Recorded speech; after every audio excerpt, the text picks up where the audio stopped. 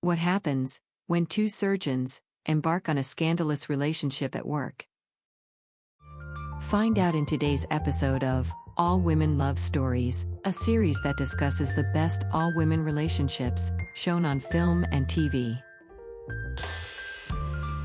Before we get into the video, don't forget to please subscribe to the channel and also hit that notification bell to make sure that you don't miss any future all-women love stories.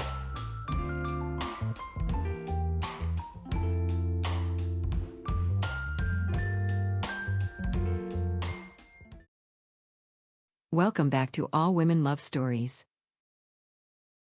Today, we continue to dive into the British medical soap opera, Holby City, and a fascinating lesbian storyline between two surgeons, Serena Campbell and Bernie Wolfe. Bernie Wolfe, portrayed by the brilliant Jemma Redgrave, arrived at Holby after a high-octane career as a surgeon in the British Army. But her transition to civilian life was anything but easy. When Bernie's past affair with a woman was exposed, her world fractured. Her colleagues were stunned, and her husband immediately filed for divorce. Serena, played by Russell, has become a close friend to Bernie, but the revelation of Bernie's affair has caused a rift. Serena feels she has opened up to Bernie, only to feel like Bernie is keeping her at arm's length. When Bernie asks if Serena would like to go for a drink after work, Serena coldly declines. Actually, sorry, it does make one feel a little foolish. You know, when you've been honest about your own experiences, and then you discover that that candour hasn't been reciprocated. Serena, No, look, hey, maybe we should both leave it at home in future.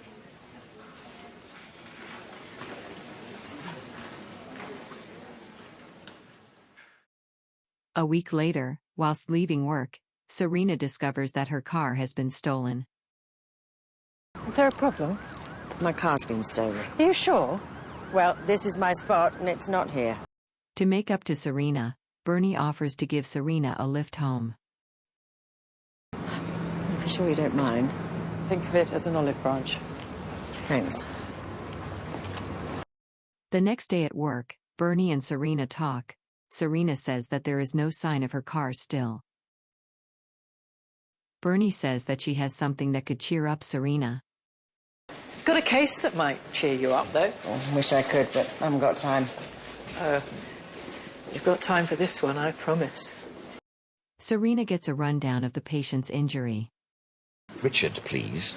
Was admitted by the ED after impaling himself on a bath tap. Excuse me? I slipped as I was getting out. Right.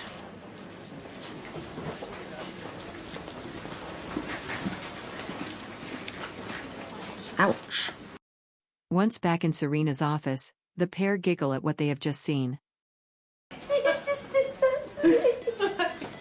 I can't believe he did it to himself. You think he's a plumber by trade?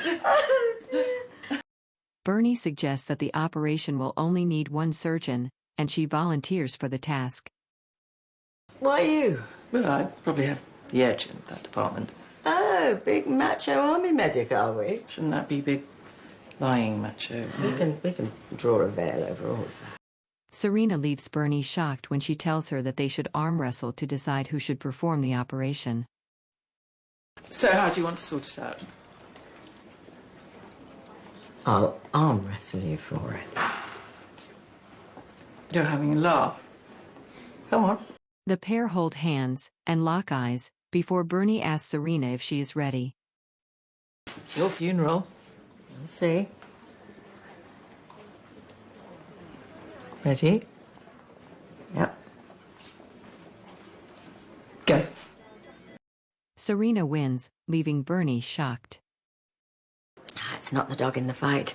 It's the fight in the dog. Serena is called in to speak with her boss. He informs her that there has been a data leak, and that he needs her to find out where the leak has come from. You think it's an inside job? A member of staff may have sold the information for whatever reason. It's far more likely to be some spotty geek in a bedsit on a break from playing with himself. What a wonderful turn of phrase. Serena tells him that she will liaise with their IT department. Bernie and Serena operate to remove the bathroom tap and pipe from their patient. They discuss how the information could have been leaked. Their colleague, Fletch, suggests that Serena should send out an email, asking staff if they have had any possessions stolen, which could have led to the breach. Serena looks sheepish, and Bernie questions if she left her laptop in her car that was stolen. You left your laptop in the car last night. I've been working on a staffing review for Hanson and I had to take it home the night before, and then I left it in the boot. It didn't occur to you? Well, now, why would it? That would take an actual brain. Serena tries to pull the bathroom tap and pipe from the patient, but struggles. Eventually, Bernie offers to try. Thank you, Fletch. Serena looks at Bernie in disbelief. The arm wrestling. You let me win, didn't you? Me? Never. Serena speaks with her boss, and she tells him that she has found the culprit of the data leak. I knew I could count on you. You may not say that when I tell you who it is. Why?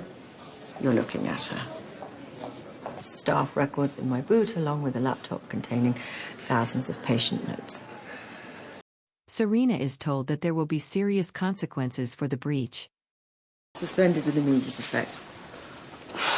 No resignation demand? Not really his style. No. Good job, or I might have walked. You don't mean that. Don't I? Bernie once again suggests that the pair go out for a drink after work. Yeah, not tonight. I clock off in 10. Thanks, I'll pass. Okay. Okay, I give up. After a lengthy suspension, Serena returns to work where she is greeted by Bernie, who has been looking after the department in her absence. Boss! There's a sight for sore eyes. However, when it is revealed that Bernie will be supervising Serena going forward, she is left upset. Glad to see you taking Miss Wolfe's presents with such good grace. Oh, well. We're one big happy family here on AAU, Henrik, you know that. Departmental heads wouldn't be so generous about allowing another surgeon to oversee their ward. What? That's why she's here. Oh, I'll let you get on. Bernie and Serena have a disagreement about a patient's treatment, and Serena calls out Bernie. Myself and Mr. DeLuca know what we're doing. So if there's nothing else... At least, let me observe in theatre. Were you ever going to tell me you're here to babysit? Ah, good, Mrs. Self's here to run a neuro check on Mr. Bradley. Serena speaks with her boss. She tells him that she is not happy to go from running her own department to now being babysat by another surgeon. Serena chooses to resign from Holby. Having to go from running my own department to being monitored by Ms. Wolfe is a bit of a slap in the face, wouldn't you say? But it's temporary, as you know. Well, I'm done. Is there nothing I can say to dissuade you? I'm afraid not. Bernie returns to the office and sees Serena clearing her desk. Bernie tries to convince Serena to stay, and she tells her that if she didn't take the supervisor role, then somebody else would have. I've decided my time here is up. If I'd said no, they'd have asked someone else. And I wanted to make sure that the person working with you had your back. Well, it was fun while it lasted. Bernie continues to clear her desk, and she finds a welcome back gift from Bernie. Serena opens the package to find an army medic kit that Bernie has filled with personal gifts.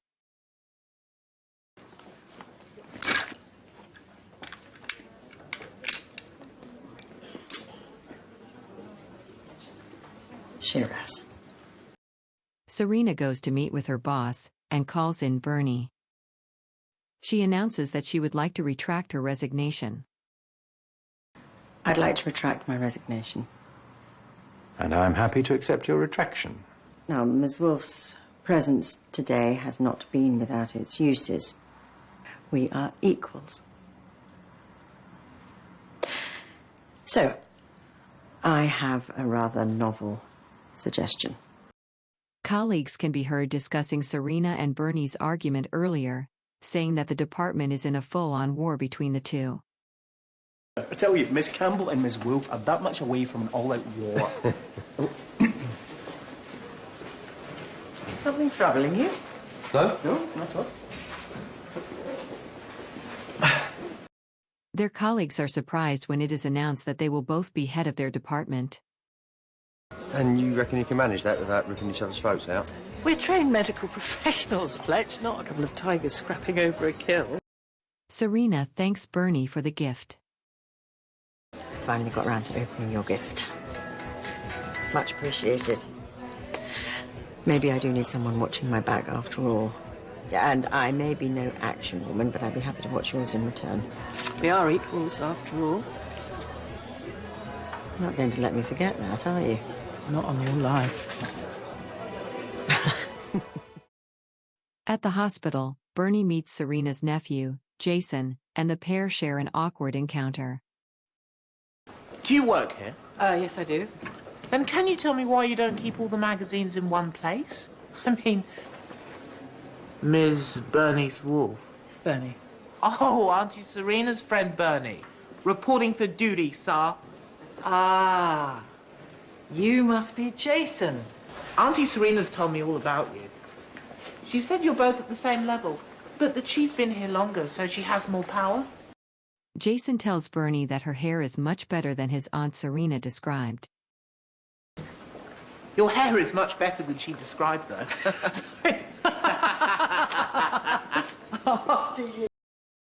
Serena is left surprised when her nephew, Jason, tells her that he wants a job working at the hospital.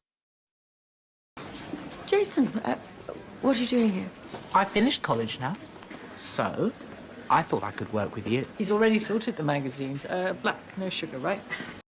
Seeing that Serena is busy, Bernie offers to look after Jason for the day.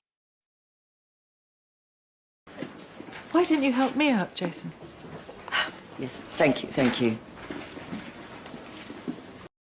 Jason shadows Serena as she works, and begins to build a bond with one of the patients. We're talking to Ruth about her medical condition, Jason, so could you just... stay. You like spies? Have you ever thought about being a spy, Jason? I'm hoping to get a job in the shop. Why don't you go away and put together a CV, Jason? You could list the skills that you have, things you like. Bernie and Serena read through Jason's handwritten resume. Lists his skills as punctuality, fact-checking, list-making, and bravery. Dream job, secret agent or world's strongest man. Well, he doesn't lack ambition. You really shouldn't encourage it. When Bernie suggests that he could work at the coffee shop in the hospital, Serena tells Bernie that she shouldn't encourage Jason, and that she doesn't know his limitations. There might be a case to say that you don't know his I wouldn't expect you to understand. I need some help out here. Jason tells Bernie that his aunt is always stopping him from doing things, such as driving. I don't know how to drive. To learn the highway code and take it from there. Really? There's always different ways to approach things, Jason.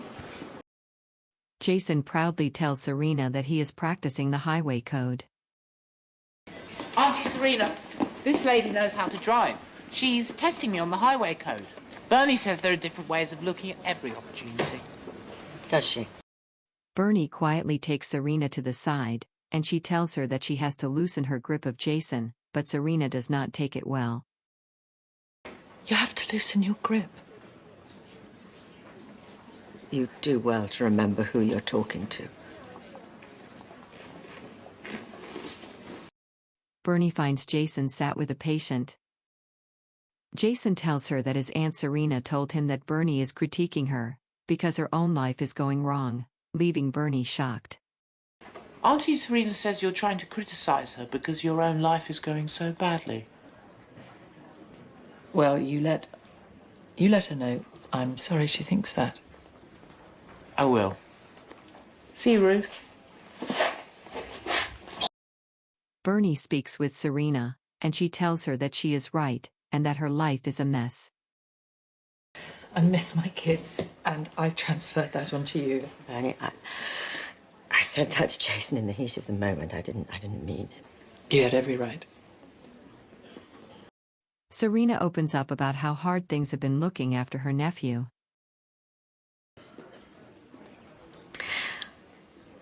People don't have a clue.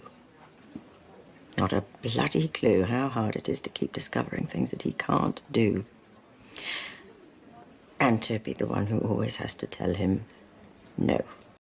Bernie apologizes, and the pair decide to make a truce. Truce. Truce. When Bernie goes to get up, she winces in pain, and complains about pain in her back. Sit down. Let me take a look. Really? Yep. Serena examines Bernie. Oh, Right. yeah. A few weeks later, Bernie and Serena attend a funeral of a colleague, a young doctor named Arthur. You're cutting it fine. I know. What kept you? Don't ask. However, during the funeral, Bernie and Serena's medical pager goes off, forcing them to leave the funeral early and return to work. Serena speaks with Bernie and asks why she was late to the funeral. What was it you didn't want me to ask outside the church? That's nothing. Didn't sound like nothing. That's just divorce stuff. Serena asks if Bernie is having trouble with her husband. Bernie tells her that it's her kids. He's got them to write statements supporting his case. Ouch. Yeah. In chapter and verse on my failings as a wife and mother. Really worked a number on them, hasn't he? You're not kidding. After work, Bernie finds Serena outside, crying. Serena. Okay. Serena cries over the young doctor, Arthur, who passed away. I just can't believe that Arthur's dead. He was just a boy. You'll be nice to me. You make it worse. Bernie comforts Serena and tells her that they will go to Arthur's wake together and have a drink. Red, I'm guessing. You know me so well. Here you go. God, do I need this? Cheers. During a work meeting, Bernie gets a call on her personal phone and has to take it. I'm so sorry, Mr. Hanson. I have to take this. Bernie tells Serena that the call was from her divorce lawyer. She needs to meet urgently. Well, I knew Marcus wasn't going to go for mediation. What? The money's flying out of our accounts and I've got to move fast, apparently. Serena volunteers to cover Bernie's work and tells her to go and meet with the lawyer. I can't. I'm trauma lead. It's fine. It's too much to ask. Nonsense. Don't forget, I am a fully paid-up member of the Embittered Ex-Wives Club. Things take a turn for the worse when a frantic Jason turns up looking for Serena. When Serena tells Jason she is preparing for major surgery, Serena is shocked to find out the patient is known to Jason. I didn't mean to scare you. I'm so sorry. I want my mum. Where's my mum? Jason, you stay there, mate. Forgive me, Celia. Don't let her die. Please. I didn't mean to get into trouble. It was Jason. Serena sits with Jason and tries to establish what has happened. I invited her to the park.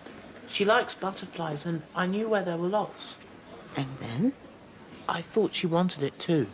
Like they do in films. Wanted what, Jason?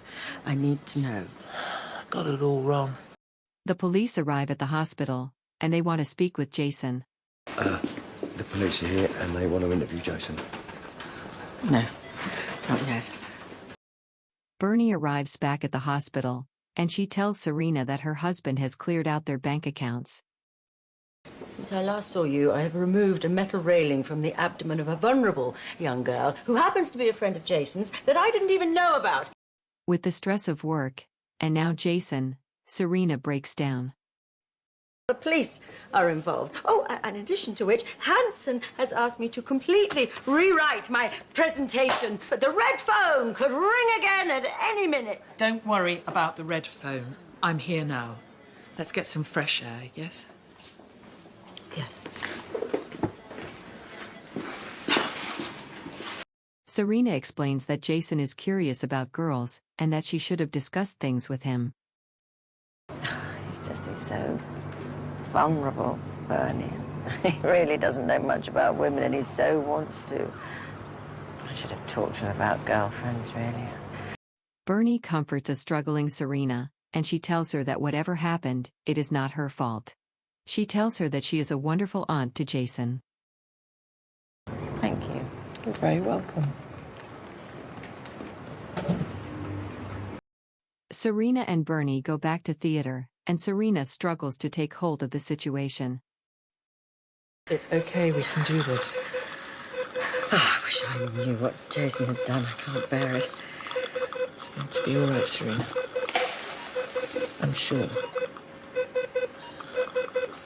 Serena finds Jason, and she asks him to tell her exactly what happened. Jason says that he tried to kiss Celia, but then she ran away. Kiss her?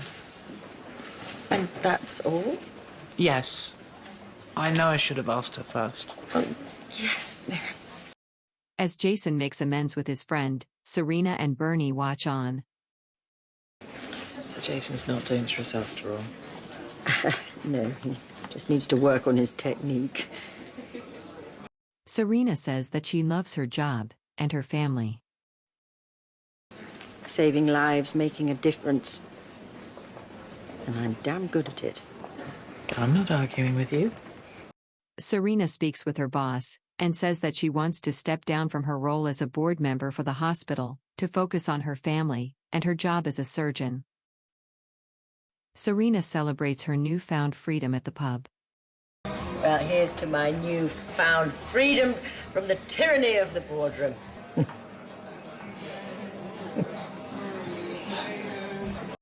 Back on the wards, Bernie and Serena share a moment of professional triumph, congratulating each other on a successful surgery. Good call. Girl power. However, the celebration is short-lived. Bernie's world is suddenly turned upside down when her son, Cameron, is rushed into the hospital following a serious road traffic accident. Injuries seem fairly superficial, just minor abrasions and lacerations. You've got a nosebleed. I'm fine, honestly.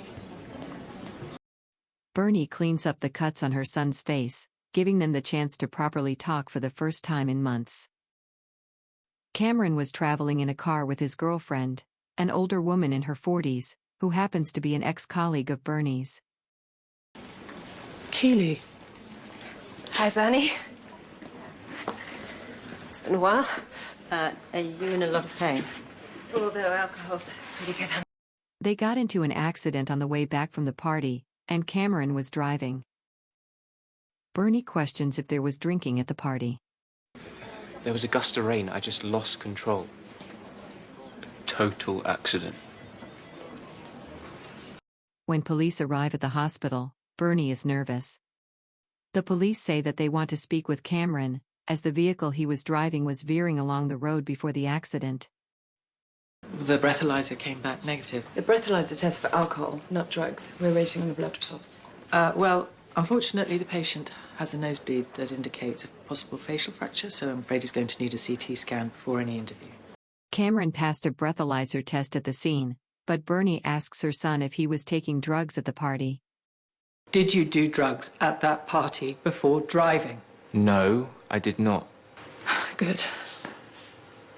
I'll tell radiology we don't need that scan, and I'll get you upstairs. Mum. It turns out that Cameron wasn't the one driving, it was his girlfriend. Afraid that she would lose her medical license if convicted of dangerous driving, he has decided to take the blame. She's 40. She's old enough to make her own mistakes. You're 25. You've got your whole future ahead of you. Yes, and I'm sober. The most I'll get is dangerous driving. We're together and I really love her mum. Well, that's all right then. Oh, that's rich. In a moment of desperation, Cameron pleads with his mother to stay silent, begging her not to say a word to the police. If you expect me to go along with this charade... Please. Since the divorce, I've enjoyed seeing you today. I've done what I've done. Don't interfere. When Bernie walks onto the ward and sees the police interviewing Cameron's girlfriend, the reality of the situation hits home. Caught between her son's secrets and the law, Bernie is gripped by a sudden, paralyzing fear. The moment the police are out of earshot, the gloves come off. Bernie confronts Cameron's girlfriend, Keely, bluntly questioning what a 40-year-old woman could possibly want with her 25-year-old son. Oh, I don't know, Bernie. Maybe all the things you can't. Keely hits back, striking a nerve by suggesting Bernie has a history of letting her son down. Don't you dare say another word. You know bugger all. Well, he knows more than you think. I'm sorry, what is that supposed to mean? Nothing. Before I could stop him, he'd already told the police that he'd been driving. Well, now you need to tell the truth that you were driving. Cameron intervenes, firmly reminding his mother that he is an adult, and this is his choice to make. This is ludicrous. If you don't... No, if you don't respect our decision, I'm done. I'll be out of your life. Forever. Bernie tries once again to convince her son not to lie to the police. Don't do it, Cam. Tell the police the truth. It's not too late. I can't drop Keely in it now, though. Can I? Miss Wolfe, Keely Carson collapsed on her way back from CT. Under the bright lights of the operating theater, Serena's keen eye notices something disturbing. Based on the specific pattern of the trauma, she deduces that Keely must have been in the driver's seat during the crash, not Cameron. However, when she presents this, Bernie immediately dismisses the theory. If Keely was the passenger, then it would make sense for the left-hand kidney to be affected, don't you think? What I think is you should remove the kidney before she exsanguinates. Scissors, please. After surgery, Serena confronts Bernie. You know that's a driver's injury. Well, I mean, it can be. Oh, come on, we've seen countless examples. It's never the passenger, always the driver. Is he covering for Keely? Was she driving? Serena figures out that Bernie has known all along who was really behind the wheel. Serena is left blindsided and furious. And if Cameron has been lying to protect his girlfriend and you covered that up, then that would essentially be perverting the course of justice. Serena. It would mean that you'd lied to me. Repeatedly. Even now. Serena is upset that Bernie has put her and the department in a difficult situation. I can't listen to this. No, what would you do if it was Eleanor and she said she'd never speak to you again? The police have a few more questions before they go. Oh, perfect. Well, what are you going to do? Serena? Following her talk with the police, Serena reveals that she didn't tell them what she knows. Though I do wonder if you appreciate just what a difficult situation you put me in. Or, in fact, if you have any appreciation for the trauma unit at all. Or me.